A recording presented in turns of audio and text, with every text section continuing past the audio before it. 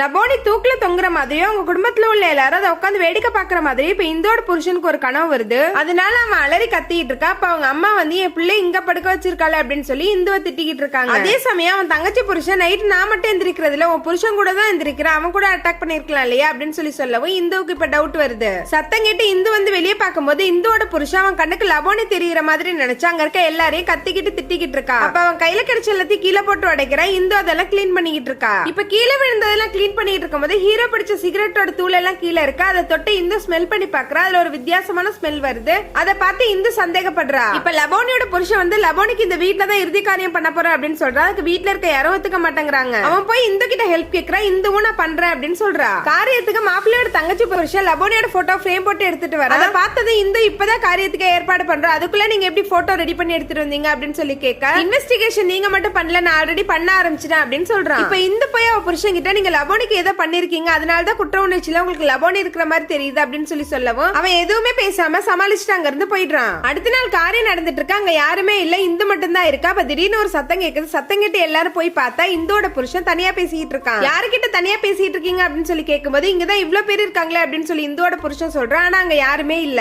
இந்த மாதிரி ஆன உடனே இந்து கடைக்கு போய் புருஷன் பிடிக்கிற சிகரெட் வாங்கி ஸ்மெல் பண்ணி பாக்குறான். ஆனா அவர் பிடிக்கிற சிகரெட்க்கும் இதுக்கும் ஸ்மெல் வேற மாதிரி இருக்கு. இந்துக்கு டவுட் இன்னும் அதிகமாகுது. காரியம் நடந்துட்டு இருக்க போது அந்த வீட்டு வேலைக்காரமா சத்தம் போட்டு எல்லாரும் கூப்பிடுறாங்க. எல்லாரும் ஓடி வந்து பார்த்தா ஒரு பூசணிக்காக்குள்ள நிறைய விஷம் இருக்கு. இந்த குடும்பத்தையே கொல்றதுக்காக யாரோ உள்ள வச்ச மாதிரி இருக்கு.